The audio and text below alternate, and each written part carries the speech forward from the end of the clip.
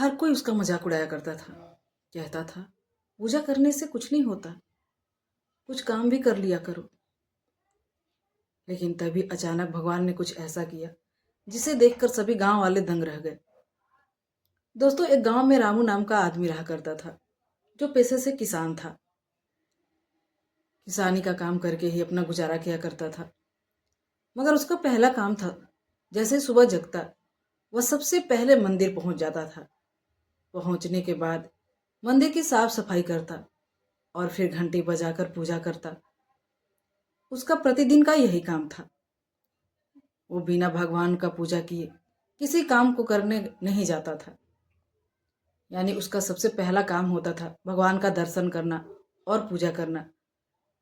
उतने बड़े गांव में एक रामू ही था जो सबसे पहले मंदिर पहुंच जाया करता था। वो किसी तरह वो अपना गुजारा किया करता था, क्योंकि उसके पास बहुत ज्यादा जमीन नहीं थे। 2 बीघे ही जमीन थे जिसमें वो खेती किया करता था। एक रोज जमींदार ने जब देखा कि वो कोई काम करने से पहले भगवान की पूजा करता है, तभी जमींदार हंसते हुए उसका मजाक उड़ाते हुए बोला, देखो रामू, पूजा करने से कुछ नहीं होता। तुम्हें क्या लगता है तुम पूजा करोगे तो तुम अमीर बन जाओगे? ऐसा नहीं होता। तुम कुछ काम करो, तभी तुम्हें धन दौलत मिल पाएगी।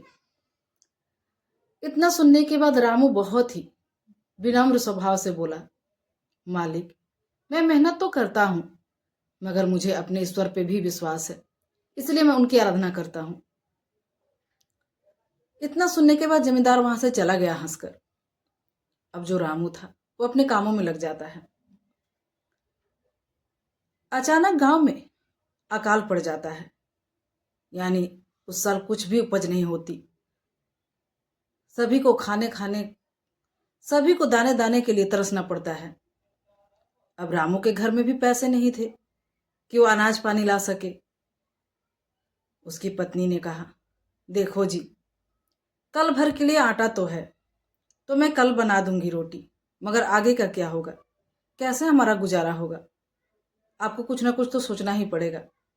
इस पर रामू ने कहा, भगवान, मैं मेहनत तो कर ही रहा हूं, देखते हैं भगवान की इच्छा क्या है, क्योंकि भगवान से बड़ा कोई नहीं है।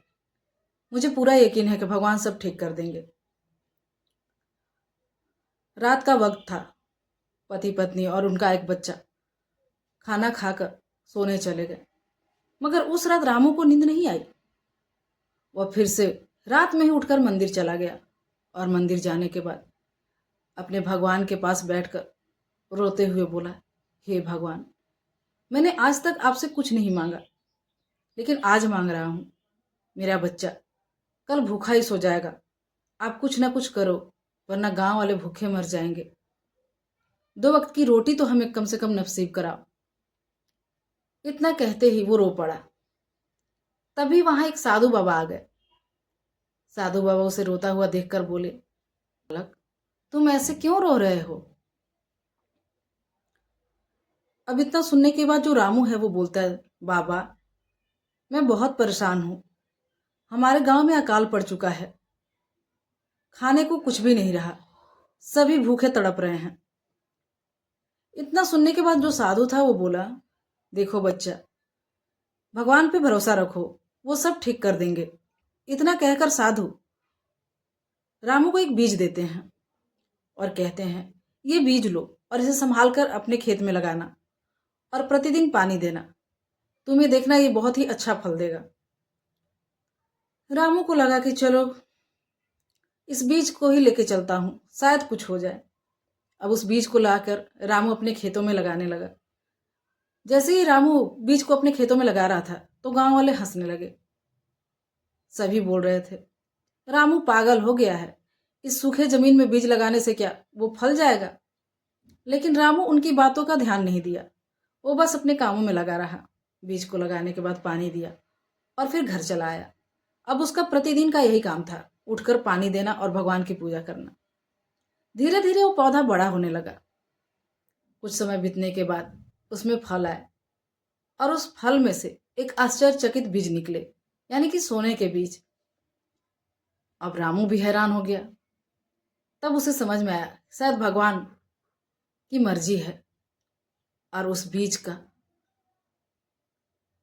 बीज को लेकर मार्केट पहुंच गया, यानी बाजार चला गया, और उस बीज को बेचकर अपने घर में अनाज पानी लाया।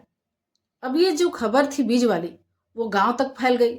जमींदार आया और बोलने लगा, देखो रामू, इस पेड़ को तुम मुझे बेच दो, तुम चाहो जितना पैसा मुझसे ले लो।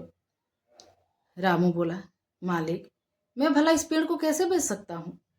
ये पेड़ तो भगवान जी का है, मैं उनकी संपत्ति को बेच नहीं सकता। और उससे मना कर दिया बेचने से। अब जमींदार वहां से चला गया। धीरे धीरे ये शहर तक बातें पहुंच गई। सभी व्यापारी वहां आने लगे और उसके बीज को खरीद के लेके जाने लगे। अब इस तरह रामू बहुत ही धनवान हो चुका था। उसके पास अपना घर हो चुका था और गांव में एक बहुत ही अच्छा स्कूल खुलवाया, मंदिर की मरम्मत भी करवाई, और अब सभी गांव वाले खुशी खुशी इस गांव में रह रहे थे। जो रामू था उसे अपने भगवान पे बहुत यकीन था। इतना खुशी देखकर गांव में फिर से वो मंदिर गया और भगवान को शुक्रिया अदा करने लगा। बोला, हे भगवान, आपने तो मेरी इज्जत डूबने से बचा ली। सभी मुझ पे हंसते थे कि पूजा करने से क्या होता है, लेकिन आज जो स्थिति है मेरी, उसे देखकर सबकी मुंह बंद हो गई है।